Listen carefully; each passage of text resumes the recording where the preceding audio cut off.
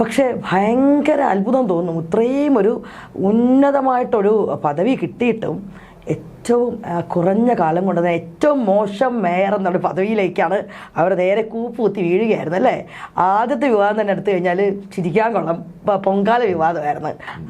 MLA ticket എടുക്കാൻ വേണ്ടിയിട്ട് ബസ്സിൽ കയറി, അല്ലെ യാത്ര ചെയ്യാൻ വേണ്ടി ബസ്സിൽ കയറി. ആലോചിച്ച് നോക്കൂ, ഒരു അഡ്വക്കേറ്റാണ് സഖാവ് റഹീം. അദ്ദേഹത്തിന് അറിയില്ല ഒരു KSRTC ബസ്സിൽ ഒരു MLAക്ക് ടിക്കറ്റ് പോലും വേണ്ട, അങ്ങനെ അതുപോലും അറിയാത്ത ഒരാൾ എന്തൊക്കെ രീതിയിൽ. എനിക്ക് ശരിക്കും അപജയം തോന്നുന്നതെന്ന് വെച്ചാൽ ഈ പാർട്ടിയുടെ ഏറ്റവും മോശം അവസ്ഥയിൽ പോകുന്ന ഈ ക്യാപ്സൂൾ ക്ലീനുകളാണ്. വർക്കൗട്ട് ചെയ്യുന്നില്ല.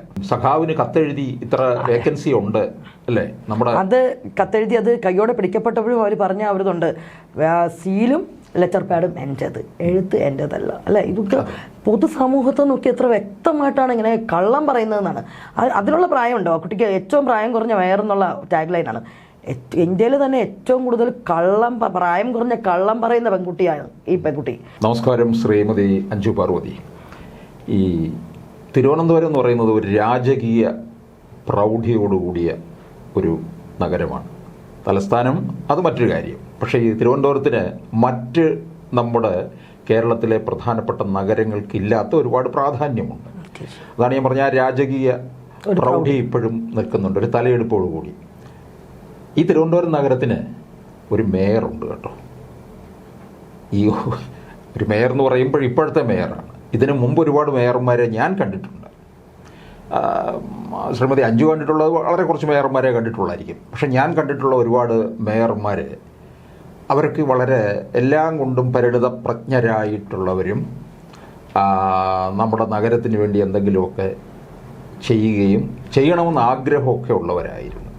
അത് കഴിഞ്ഞപ്പോഴേ ആണ് ഈ ഒരവസാനത്തെ ഇപ്പോൾ കാണുന്ന ഒരു മേയർ വന്നിരിക്കുന്നത്. ഏറ്റവും പ്രായം കുറഞ്ഞ, നമ്മൾ അംഗീകരിക്കുന്നുണ്ട് പ്രായം കുറഞ്ഞവരൊക്കെ വരട്ടെ, പുതിയ ജനറേഷൻ കയറി വരണം. എപ്പോഴും ഒരു സെക്കൻഡ് നിര വരണമല്ലോ, അല്ലാതെ ഈ പഴയവർ തന്നെ അത് കോൺഗ്രസ് പാർട്ടിയുടെ ഒരു സ്വഭാവം പോലെ ആയിപ്പോകും അല്ലേ, ഈ കടൽക്കിഴന്മാരെല്ലാം ഇരിക്കുന്ന. അപ്പോൾ ഇങ്ങനെ ഒരു മേയർ വന്നപ്പോഴേ ഏറെ പ്രതീക്ഷയോടുകൂടിയൊക്കെയാണ് കണ്ടിരുന്നത്. അന്ന് തുടക്കത്തിൽ എല്ലാവരും പറഞ്ഞ് പിൻസീറ്റ് ഡ്രൈവിംഗ് ഒക്കെ ഉണ്ട് എന്ന്. പക്ഷേ ആ മേയർ ഇപ്പോൾ നിലവിട്ടാണ് ഇപ്പോൾ പ്രവർത്തിക്കുന്നത്. ഇതൊരു ജനാധിപത്യ രാജ്യമാണ്, അതിൻ്റെ ഒരു ഭാഗമാണ് നമ്മളുമൊക്കെ. ജനാധിപത്യം വിട്ടിട്ട് അവരുടേതായ ഈ അങ്ങ് ഡൽഹിയിലേക്ക് നോക്കി ഫാസിസം, ഭരണകൂട ഭീകരത എന്നൊക്കെ ഉച്ചത്തിൽ ഘോഷിക്കുന്ന ഇവരൊക്കെ ഇവിടെ കാണിക്കുന്നത് അതിനപ്പുറമുള്ള കാര്യമല്ലേ? തീർച്ചയായും അതും തന്നെ പറയട്ടെ. നമുക്ക് വളരെ അഭിമാനത്തോടു കൂടിയായിരുന്നു ഈ ഒരു നഗരമാതാവ്, അതും ഏറ്റവും പ്രായം കുറഞ്ഞൊരു പെൺകുട്ടി നമുക്ക് നഗരമാതാവായിട്ട് വരുന്നു എന്ന് പറഞ്ഞു. ഇതിനു മുമ്പ് പ്രൊഫസർ ചന്ദ്ര ആയിരുന്നു തോന്നുന്നു, അങ്ങനത്തെ ഒരു സ്ത്രീ എന്നുള്ള രീതി മേയർ ചന്ദ്രിക ആയിരുന്നു. അപ്പോൾ വളരെ സന്തോഷത്തോടു കൂടി നഗരമാതാവ് ഒരു പെൺകുട്ടി. അതും എനിക്ക് സന്തോഷം തോന്നുന്ന മറ്റൊരു കാര്യം എന്ന് വെച്ച് കഴിഞ്ഞാൽ ഓൾ സയൻസ് കോളേജിൽ, ഞാനും ഓൾ സയൻസിൻ്റെ ഒരു പ്രോഡക്റ്റാണ്, അപ്പം എൻ്റെ കോളേജിൽ പഠിച്ചൊരു കുട്ടി വരുന്നു എന്നൊക്കെ പറഞ്ഞിട്ട് വളരെ സന്തോഷം. യൂത്താണ് വളരെ. അപ്പോൾ ഞങ്ങളുടെ വാർഡിലും ആ സമയത്ത് നന്ദൻകോട് റീന എന്ന് പറഞ്ഞ കൗൺസിലർ എല്ലാം പുതിയ ആൾക്കാർക്ക്. അപ്പോൾ സാറ് പറഞ്ഞ പോലെ കോൺഗ്രസിൻ്റെ ഒരു ഇതാണല്ലോ, കടൽക്കിഴവന്മാർക്കും അങ്ങനെ വയസ്സായവർക്ക് സീറ്റ് കൊടുക്കുക. അപ്പം ഒത്തിരി ഫ്രഷ് ആയിട്ടുള്ള ആൾക്കാർ വരുമല്ലോ, അപ്പോൾ ഒരുപാട് നൂതന മാറ്റങ്ങളൊക്കെ വരും. നമുക്ക് ഭയങ്കര പ്രതീക്ഷയോടുകൂടി കണ്ട ഒരു വ്യക്തി അതായിരുന്നു നമ്മുടെ ആര്യ രാജേന്ദ്രൻ എന്ന് പറഞ്ഞ മേയർ. പക്ഷേ ഭയങ്കര അത്ഭുതം തോന്നും. ഇത്രയും ഒരു ഉന്നതമായിട്ടൊരു പദവി കിട്ടിയിട്ടും ഏറ്റവും കുറഞ്ഞ കാലം കൊണ്ട് തന്നെ ഏറ്റവും മോശം മേയർ എന്നുള്ള പദവിയിലേക്കാണ് അവർ നേരെ കൂപ്പുകുത്തി വീഴുകയായിരുന്നു അല്ലേ. ആദ്യത്തെ വിവാദം തന്നെ എടുത്തു കഴിഞ്ഞാൽ ചിരിക്കാൻ കൊള്ളാം, പൊങ്കാല വിവാദമായിരുന്നു. സത്യം പറഞ്ഞാൽ ഇല്ലാത്ത പൊങ്കാല. അപ്പോൾ ഞാനൊക്കെ വീട്ടിലാണ് ആ വർഷം പൊങ്കാല ഇട്ട കൊറോണയുടെ സമയത്ത്. അത് കഴിഞ്ഞ് വന്നപ്പോൾ പൊങ്കാലയുടെ പേരിൽ പുള്ളിക്കാരത്തി നഗരം വൃത്തിയാക്കാൻ ഇറങ്ങിയിട്ടുണ്ട്. എത്രയോ ലോറി. സംഭവം എന്തായിരുന്നു, ബീഫും പഴവും ഒക്കെ കഴിച്ചതിൻ്റെ ലിസ്റ്റ് ഇട്ടിട്ട് അപ്പോൾ അവിടുന്ന് തുടങ്ങിയ ഒരു വിവാദമാണ്. സാർ പറഞ്ഞ പോലെ ആദ്യം പറഞ്ഞിട്ടുണ്ടായിരുന്നു പിൻസീറ്റിലിരുന്ന് ഡ്രൈവ് ചെയ്യുന്നൊരു, അങ്ങനെ തന്നെ തോന്നിയിട്ടുണ്ടായിരുന്നു ആദ്യം. പക്ഷെ പിന്നെയും തോന്നി ഒരു പെൺകുട്ടിയല്ലേ, നമുക്ക് ഒരു സ്ത്രീപക്ഷവാദം കൂടെ വരുമല്ലോ. ഒരു പെൺകുട്ടിക്കെതിരെ ഒന്നും പാർട്ടിയുടെ കളികളായിരിക്കാം ഒരു പക്ഷേ എതിർചേരിയിൽ നിന്നൊക്കെ പറഞ്ഞു വരാം. പക്ഷേ ഒന്നിനൊന്നിന് പിറകെ ഒന്നൊന്നായിട്ട് ഒരു കാട്ടിക്കൂട്ടുന്ന കോപ്രായം കാണുമ്പോൾ ശരിക്കും പറഞ്ഞാൽ ആ ഒരു മേയർ പദവി തന്നെ അല്ലേ, ആ ഒരു ഇപ്പോൾ കോമാളിയാണ്. കോമളിയും അല്ല, ഒരു ധിക്കാരിയായിട്ട് മാറി. മറ്റൊരു കാര്യം കൂടെ പറയാം, നമ്മുടെ ആൾരൂപം വന്നു. തിരുവനന്തപുരം എന്ന് പറയുമ്പോൾ നമ്മുടെ രാജകീയ പ്രൗഢി, അത് നമുക്ക് പറയുമ്പോൾ തിരുവിതാംകൂർ രാജവംശം അല്ലേ. അപ്പോൾ എനിക്ക് അവരുമായിട്ടൊക്കെ ഭയങ്കര, നമുക്ക് എൻ്റെ സ്കൂളിലൊക്കെ അവിടുത്തെ കൊട്ടാരത്തിലെ കുട്ടികളൊക്കെ പഠിച്ചിട്ടുണ്ട്, നിർമ്മല ഭവൻ പോലെ സ്കൂൾ. അപ്പോൾ ഇപ്പോൾ ഇന്ന് വാർത്തകളിലൊക്കെ ഇപ്പോൾ നമുക്കറിയാം തിരുവിതാംകൂർ രാജവംശത്തിന് ആവശ്യമായിട്ടും അനാവശ്യമായിട്ടും ഒക്കെ വലിച്ചിഴച്ച് വിവാദം ഉണ്ടാക്കുകയാണ് ഇപ്പോഴും ഈ അടുത്ത സമയം വരെയും. അപ്പോൾ എപ്പോഴും രാജാധിപത്യം എന്ന് പറഞ്ഞ് കളിയാക്കിക്കൊണ്ടിരിക്കുന്ന അവരാണെങ്കിലോ ഏറ്റവും ഹംബിളായിട്ടുള്ള, ഞാൻ കണ്ടിട്ടുള്ളതിലൊക്കെ വെച്ചിട്ട് ഏറ്റവും ഹംബിളായിട്ടുള്ള ആൾക്കാരാണ് തിരുവിതാംകൂറിൻ്റെ ഓരോ ആൾക്കാരും. ഇപ്പോൾ മേയർ കാണിക്കൊടുക്കുന്നതാണ് കറക്റ്റ് ജനാധിപത്യത്തിലൂടെ കടന്നു വന്നിട്ട് അവർ കാണിച്ചു കൂട്ടുന്നതാണ് യഥാർത്ഥത്തിലുള്ള രാജാധിപത്യം. അതിൻ്റെ ഏറ്റവും അവസാനത്തെ ഇതാണ് നമ്മളിപ്പോൾ കണ്ടുകൊണ്ടിരിക്കുന്നത്, ഇപ്പോൾ സീരിയസ് ആയിട്ട് ഓടിക്കൊണ്ടിരിക്കുന്ന മേയർ എപ്പിസോഡുകളെല്ലാം തന്നെ അല്ലേ. അതെ അതെ അതെ. കാരണം പിന്നെ ഒരു പാവം പിടിച്ചവൻ്റെ ജോലി കളയുക, അതെ, അവന് പിന്നെ തെരുവിൽ പരസ്യമായിട്ട്. അതിൽ തന്നെ ഞാൻ ആ വിഷയത്തിൽ എന്ന് പറയുമ്പോൾ എനിക്ക് KSRTC എന്ന് പറയുമ്പോൾ നമുക്ക് എല്ലാം KSRTCയിലുള്ള എല്ലാവരും പുണ്യാളന്മാരൊന്നുമല്ല. കാരണം KSRTC സ്ഥാപനം, കാരണം ഒരുപാട് അവർ വണ്ടി ഓടിക്കുന്ന റോഡ് കയറി കഴിഞ്ഞാൽ തമ്പ്രാനാണ് എന്നുള്ളൊരു ഫീൽ ഉണ്ട്. കേരളത്തിലെ റോഡുകൾ മുഴുവൻ ഞങ്ങളുടേതായെന്ന്. പക്ഷേ കുറച്ചൊക്കെ KSRTCയിൽ മാറ്റം വന്നിട്ടുണ്ട്. ഈ പഴയ കാലത്ത് ഈ പിന്നെ കാലത്ത് പിന്നെ ആ ഒരു പ്രശ്നം വന്നിട്ടില്ല. ഇപ്പോൾ അവർ KSRTCക്കാരൊക്കെ കുറച്ചുകൂടെ ഫ്രണ്ട്ലി ആയിട്ടുണ്ട്. കാരണം ശമ്പളം കിട്ടാതെയും പെൻഷൻ കിട്ടാതെയും ഒക്കെ കിടന്ന സമയത്ത് ഇപ്പോഴത് പിന്നെ ആ ഒരു നല്ല സ്വഭാവത്തിലേക്ക് വന്നിട്ടുണ്ട്. എന്നാലും അപൂർവം ചിലരൊക്കെ ഉണ്ട്, അതെവിടെയും ഇല്ലേ, എവിടെയുണ്ട്. അപ്പം ഞാൻ ഈ വിവാദം വന്നപ്പോൾ തന്നെ ഇപ്പം യദുവിൻ്റെ അത് വന്നപ്പോൾ ആദ്യം ഞാൻ ശരിക്കും വിചാരിച്ചത് ശരി മേ ബി ആ KSRTC ഡ്രൈവറിൻ്റെ കുറ്റം കൊണ്ടിട്ടായിരിക്കാം. പക്ഷേ കൺമുന്നിൽ മീഡിയാസിൻ്റെ മുന്നിൽ അവരും കള്ളം പറയുവാണ് മേയർ. അതായത് തടഞ്ഞു നിർത്തി ഇത്ര യാത്രക്കാരും ക്യാമറയും CCTV കള്ളം പറയും അല്ലേ. CCTVയുടെ ഒക്കെ ദൃശ്യങ്ങൾ വന്നപ്പോൾ ഇവർ പറഞ്ഞ എന്തായിരുന്നു, അങ്ങനെ ഒരു സംഭവമേ നടന്നിട്ടില്ല. ഏറ്റവും എനിക്ക് അതിൽ തമാശ തോന്നിയത് റഹീം സഹാവ് ശരിക്കും പറഞ്ഞാൽ ഇവരൊക്കെ പുള്ളിക്കാരനൊക്കെ വന്നു കഴിയുമ്പോൾ എയറിലേക്ക് കയറ്റി വിടാൻ വേണ്ടിയിട്ട്, മേയറിനെ അങ്ങനെ എയറിലേക്ക് കയറ്റി വിടാൻ വേണ്ടിയിട്ട് കറക്റ്റ് ഡൽഹിയിൽ നിന്ന് വന്ന പോലെയായിരുന്നു റഹീം സഹാവിൻ്റെ ഒക്കെ കറക്റ്റ് രംഗപ്രവേശം. MLA ടിക്കറ്റ് എടുക്കാൻ വേണ്ടിയിട്ട് ബസ്സിൽ കയറി, അല്ലെ യാത്ര ചെയ്യാൻ വേണ്ടി ബസ്സിൽ കയറി. ആലോചിച്ച് നോക്കൂ, ഒരു അഡ്വക്കേറ്റാണ് സഖാവ് റഹീം. അദ്ദേഹത്തിന് അറിയില്ല ഒരു KSRTC ബസ്സിൽ ഒരു MLAക്ക് ടിക്കറ്റ് പോലും വേണ്ട, അങ്ങനെ അതുപോലും അറിയാത്ത ഒരാൾ എന്തൊക്കെ രീതിയിൽ. എനിക്ക് ശരിക്കും അപജയം തോന്നുന്നത് വെച്ചാൽ ഈ പാർട്ടിയുടെ ഏറ്റവും മോശം അവസ്ഥയിൽ പോകുന്ന ഈ ക്യാപ്സൂൾ തീനികളാണ്. വർക്കൗട്ട് ചെയ്യുന്നില്ല, അറിയില്ലല്ലോ. കാരണം അവർക്ക് അത് നമുക്കൊരു കാര്യമുണ്ട്, അപ്പുറത്ത് പറമ്പിലിരിക്കണ വാഴ കൊല എടുത്തിട്ട് ഇപ്പുറത്ത് വെച്ചിട്ട് PhD നേടിയ ആൾക്കാരല്ലേ. അപ്പോൾ അങ്ങനെ ആവുമ്പം അഡ്വക്കേറ്റ് എന്നൊക്കെ പറയുമ്പോൾ എന്താണ്, നമ്മൾ ഒരു ലേബിൾ ചാപ്പെടുത്ത് സൈഡിൽ ഇങ്ങനെ വെച്ചിട്ടുണ്ടെന്നല്ലേ ഉള്ളൂ. ബുദ്ധിബോധം ഇതൊക്കെ ഉണ്ടെങ്കിൽ ഇന്നത്തെ ഒരു വ്യവസ്ഥിതി നോക്കുമ്പം ആരും കമ്മ്യൂണിസ്റ്റ് ആവുമെന്ന് എനിക്ക് തോന്നുന്നില്ല, വെളിവുള്ളവരാരും.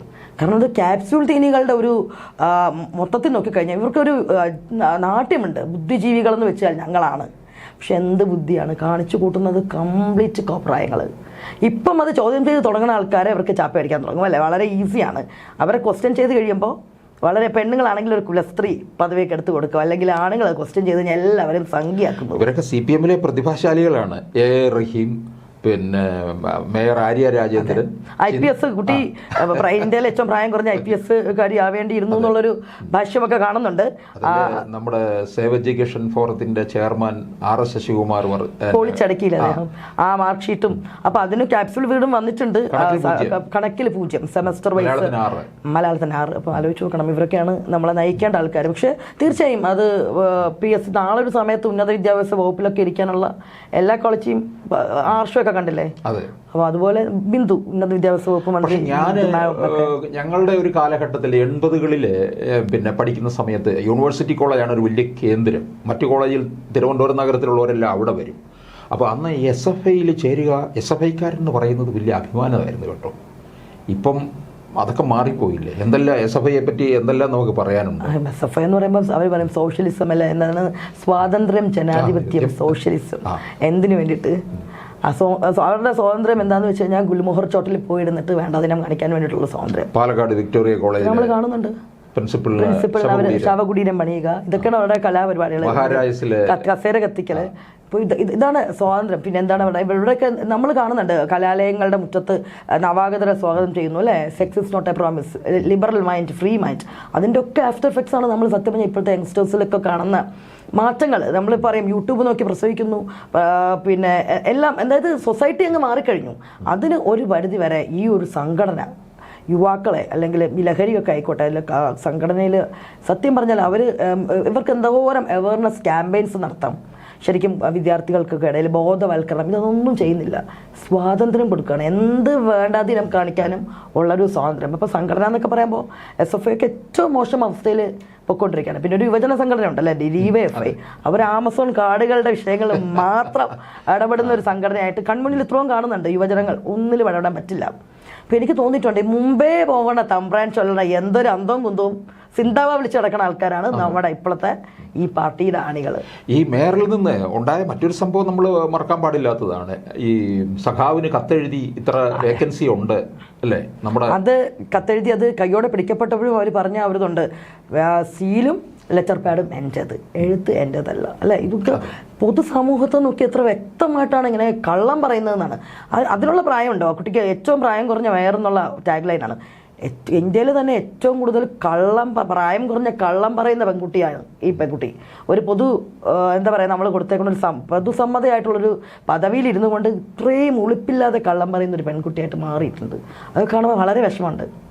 അപ്പം നിരവധി വിഷയങ്ങളാണ് ഇവരുടെ പേരിൽ വന്നിട്ടുള്ളത്. പിന്നെ അതുപോലെ തന്നെ ഒരിക്കൽ പാസ്പോർട്ട് ഓഫീസിൽ ചെന്നിട്ട് അവിടുത്തെ 5-6 മാസം മുമ്പ് സെക്യൂരിറ്റിയുടെ ഒരു വിഷയം വന്നിട്ടുണ്ടായിരുന്നു. സെക്യൂരിറ്റി അദ്ദേഹത്തിന്റെ മാന്യമായിട്ട് അദ്ദേഹത്തിന്റെ ജോലി ചെയ്തു, അദ്ദേഹത്തിന്റെ ജോലി തെറിപ്പിച്ചു എന്നുള്ളതാണ്. തിരികെ അവർ വീട്ടിലെത്തുന്നതിന് മുമ്പ് അദ്ദേഹത്തിന്റെ ജോലി തെറിപ്പിക്കുക. ഇതൊന്നും സാർ ഈ ഒരു വിഷയം വന്നപ്പോൾ മാത്രമാണ് ഇതൊക്കെ പൊതുസംഘം ചർച്ച ചെയ്യുന്നതെന്നുള്ളത് ഏറ്റവും സങ്കടകരം. അപ്പോൾ അതിനൊരു യദു വേണ്ടി വന്നു അല്ലേ, യദു എന്നൊരു പയ്യൻ്റെ ഒരു ഇഷ്യൂ വന്നു. എനിക്ക് തോന്നുന്നു എന്തുകൊണ്ടായിരിക്കും ഈ ഒരു സമൂഹം യദുവിന് ഇത്രയും സപ്പോർട്ട് കൊടുത്തത് എന്ന് ഞാൻ ആലോചിച്ചു. എന്തുകൊണ്ടായിരിക്കും? അപ്പോൾ യദുവിൻ്റെ നമുക്ക് ബാക്ക്ഗ്രൗണ്ട് അല്ലെങ്കിൽ അവൻ്റെ പാസ്റ്റ് എന്തോ ആയിക്കോട്ടെ, കുട്ടിയുടെ പാസ്റ്റ് എന്തോ ആയിക്കോട്ടെ, ഈ ഒരു പ്രത്യേക ഇതിൽ 100% തെറ്റ്. അവിടെ നമ്മൾ യദുവിനെ അഭിനന്ദിക്കേണ്ട ഒരു കാര്യമുണ്ട് കേട്ടോ.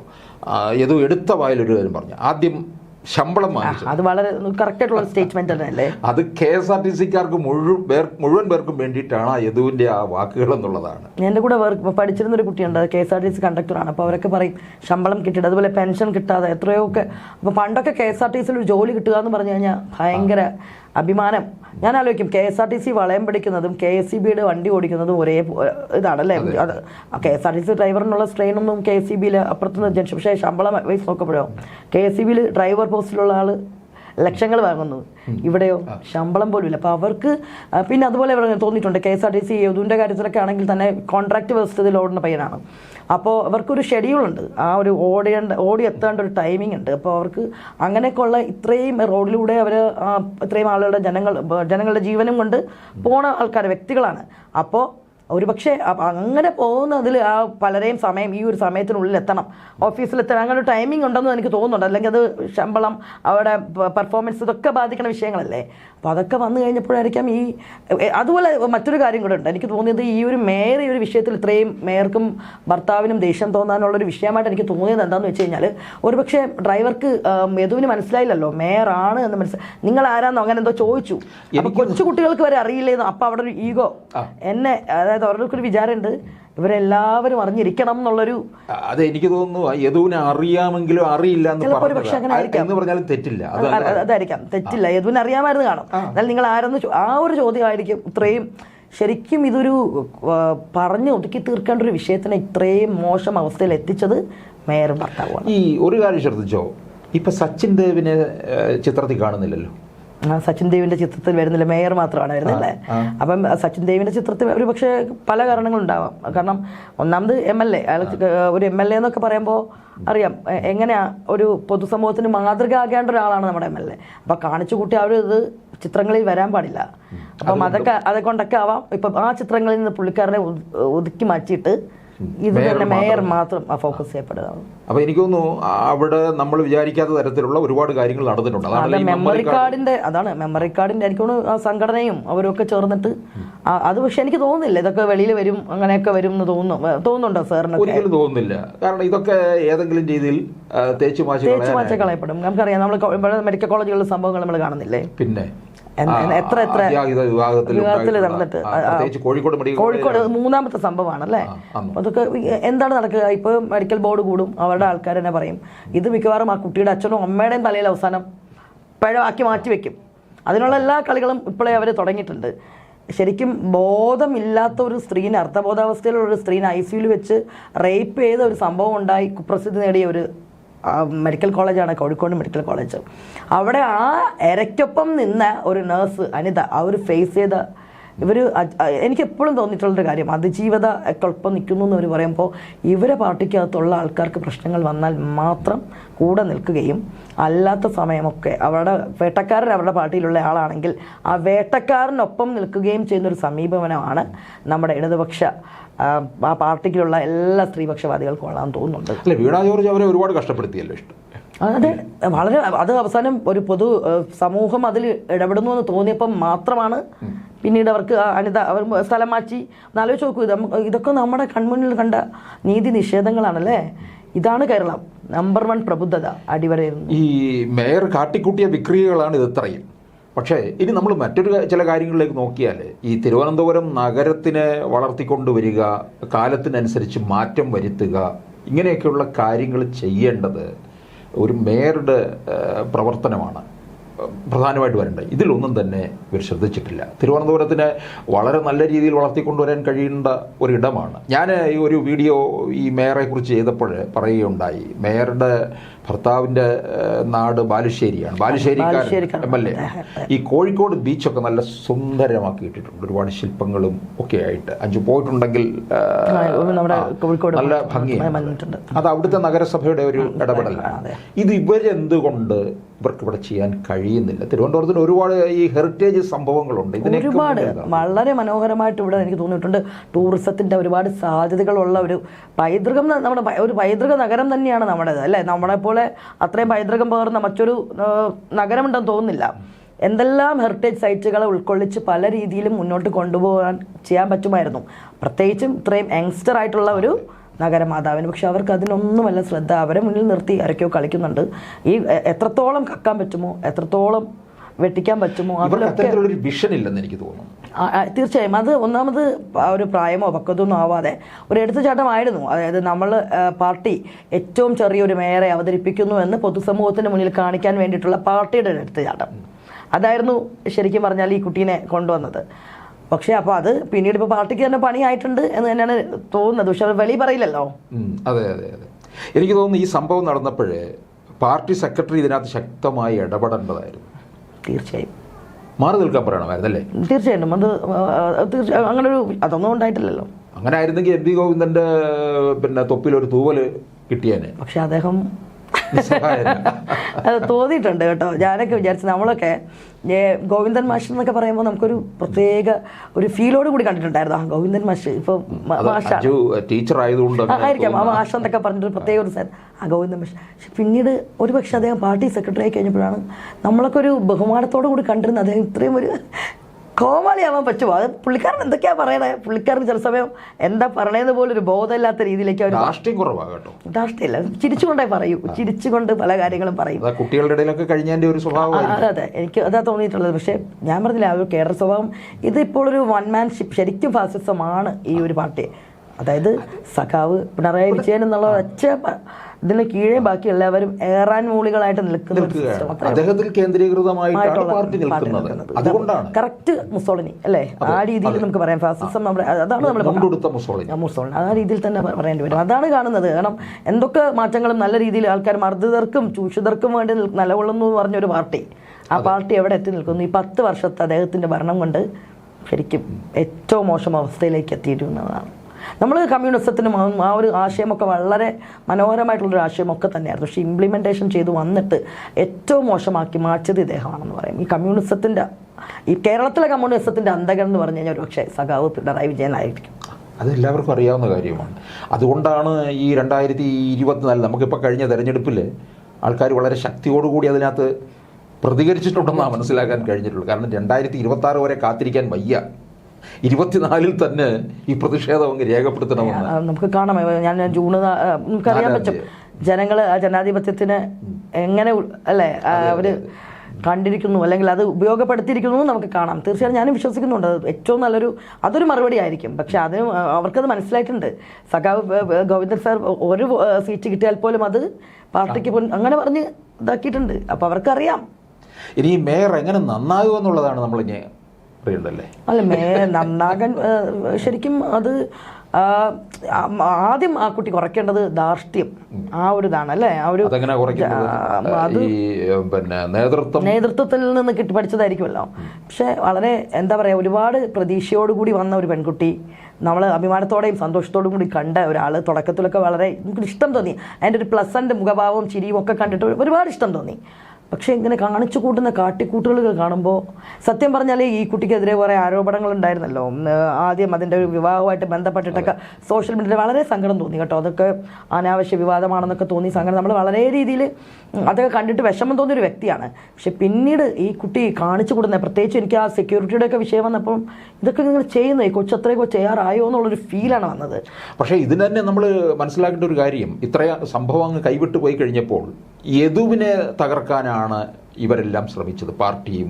അത് സ്വാഭാവികമായിട്ടും അങ്ങനെ തന്നെയല്ലേ സാർ? അതിപ്പോ ഒരു വെളിയിൽ വന്നിട്ട് പൂർവ്വകഥകളും ഇതുമായിട്ടും യാതൊരു പൂർവ്വകഥകൾ ഉണ്ടെങ്കിൽ ആ കേസും അതുമായിട്ട് പോട്ടെ. പക്ഷെ നമുക്കിപ്പോൾ പറയാം, എൻ്റെ ഒരു വിശ്വാസം വെച്ചിട്ട് എന്തോ ഒരു മുന്നിൽ എന്തെങ്കിലും ചെയ്തിട്ടുള്ളൊരു ക്രിമിനൽ ആണെങ്കിൽ പോലും പ്രസന്റ് സിറ്റുവേഷനിൽ അയാൾ മനുഷ്യാവകാശം അല്ലെങ്കിൽ എന്തെങ്കിലും നേരിട്ട് കഴിഞ്ഞാൽ അതിനെക്കുറിച്ചാണ് നമ്മൾ ചർച്ച ചെയ്യേണ്ടത്.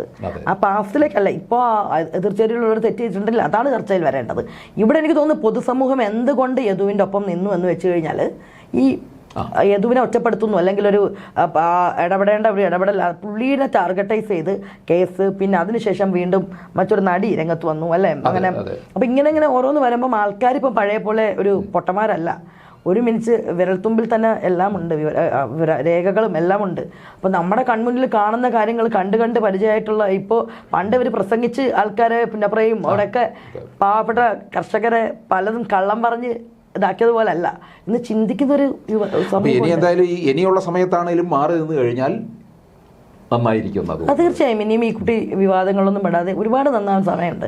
ചെയ്യാനായിട്ട് ഒരുപാട് കാര്യങ്ങളുണ്ട്.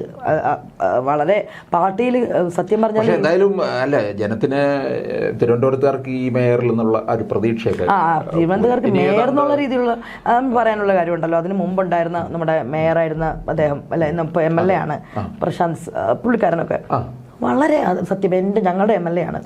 ആദരവാണ് ഇപ്പോഴും. എന്തൊക്കെ പറഞ്ഞാൽ അദ്ദേഹത്തെ പൊളിറ്റിക്സിൻ്റെ ആ ഇതൊക്കെ മാറ്റി നിർത്തിക്കഴിഞ്ഞാൽ ചെയ്യേണ്ട ഒരുപാട് കാര്യങ്ങൾ ചെയ്തു വന്നു. നല്ല രീതിയിൽ കൊണ്ടുവന്ന ഒരു തിരുവനന്തപുരം കോർപ്പറേഷൻ എന്ന് പറഞ്ഞു കഴിഞ്ഞാൽ ഒരു സമയത്തൊക്കെ കുത്തഴിഞ്ഞ് കിടക്കുന്ന ഒരു സമയം ഉണ്ടായിരുന്നു. എപ്പോഴും ഉദ്യോഗസ്ഥ വൃന്ദം, നഗരസഭയായിട്ട് ബന്ധപ്പെട്ട ബിൽഡേഴ്സും ഇവരൊക്കെ ഒരുപാട് കള്ളത്തരങ്ങളും നിർമ്മാണ ഇതുമായിട്ട് ബന്ധപ്പെട്ടിട്ടൊക്കെ. പക്ഷെ അപ്പോഴൊക്കെ അത് മാറി ഒരു ഇതായിട്ട് വന്നിട്ട് ഒരുപാട് പ്രതീക്ഷയോടുകൂടി കണ്ടിരുന്ന ഒരു പെൺകുട്ടി ഇപ്പോൾ എനിക്ക് ഓർമ്മയുള്ളത് മേയർ കെ ജയൻ ബാബുവിനെയൊക്കെ ഓർമ്മ. ജയൻ ബാബു അദ്ദേഹമൊക്കെ നല്ല, പിന്നെ സ്റ്റാൻലി സത്യനേശൻ, അതെ അദ്ദേഹം നമ്മുടെ നെയ്ബറായിരുന്നു. അപ്പോൾ പുള്ളിക്കാരൻ അതാ മേയർ എന്ന് പറയുമ്പോൾ ഇങ്ങനെ കുറച്ച് ഈവൻ എനിക്ക് തോന്നുന്നു ഗ്രീൻ സിറ്റി പദ്ധതിയൊക്കെ ആയിട്ട് എന്തോ ശിവൻകുട്ടി സഖാവ് മേയറായിരുന്ന സമയത്തും അത്യാവശ്യം അതെ വളരെ ഒരു നമ്മൾ പറയണമല്ലോ രാഷ്ട്രീയ എന്ത് മാറ്റി നല്ലതാര് ചെയ്ത് കഴിഞ്ഞാലും പറയണം. മേയർ നല്ല രീതിയിൽ കാര്യങ്ങൾ കൊണ്ടുപോയതാണ്. ചന്ദ്രിക മാഡം ഇങ്ങനെയൊക്കെ വന്ന ആളുകളിൽ നിന്ന് ഈ കുട്ടിയിലേക്ക് എത്തിയപ്പം അടിക്കടി ഇതാരും ഉണ്ടാക്കുന്നൊരു വിവാദമല്ല. ശരിക്കും പൊങ്കാല വിവാദം തൊട്ട് വിസിബിളായിട്ട് നമ്മുടെ മുന്നിലുള്ളതാണ്. എന്ത് പ്രശ്നങ്ങളാണ് നിർമ്മാണ മേഖലയിൽ, ഇങ്ങനെ ഒരുപാട് കാര്യങ്ങൾ കുട്ടി ചെയ്തു വെച്ചു. ആ ലെറ്റർ പാഡിൻ്റെ സഖാക്കളൊക്കെ. അപ്പം ഇതെല്ലാം തെളിവ് സഹിതം പുറത്തു വന്ന കാര്യങ്ങളാണ് അല്ലേ? ഇത് ആരും എതിർ പാർട്ടി ഉണ്ടാക്കിയതല്ല. ഒരു നമുക്കറിയാം വെറുതെ ഊഹാപോഹങ്ങൾ വെച്ചുണ്ടാക്കിയ കാര്യങ്ങളല്ല, കൺമുന്നിൽ കണ്ട കാര്യമാണ്. അതിൻ്റെ ഏറ്റവും റീസെൻ്റ് ആണ് യദുവിൻ്റെ സംഭവം. അപ്പോൾ ഇനി എന്താ വരുന്നത് നമുക്ക് ഇനി കാത്തിരുന്ന് കാണാമല്ലേ? പ്രതീക്ഷയോട് തന്നെ നോക്കുന്നു. ഇനിയും സമയമുണ്ട്, വൈകിട്ടൊന്നുമില്ല. ഏത് മനുഷ്യർക്കും തെറ്റിതിരുത്താനും അല്ലെ മുന്നിലേക്ക് പോകാനുമുള്ള സമയമുണ്ട്. വളരെ ചെറുപ്രായമാണ്. മുന്നോട്ട് പാർട്ടിയിൽ ഉയർന്നു പോകാൻ പറ്റും. നല്ല രീതിയിൽ വന്നു കഴിഞ്ഞാൽ ഈ പൊതുജനം എന്ന് പറഞ്ഞു കഴിഞ്ഞാൽ രാഷ്ട്രീയം മാത്രം നോക്കുന്നല്ല കേരളത്തിലെ ജനങ്ങൾ. നല്ലത് ആര് ചെയ്താലും അവർക്കൊപ്പം നിൽക്കുന്നതാണ്. അപ്പോൾ ഇനിയും സമയമുണ്ട് മേയർക്ക്. ഓക്കെ, വളരെ നന്ദി.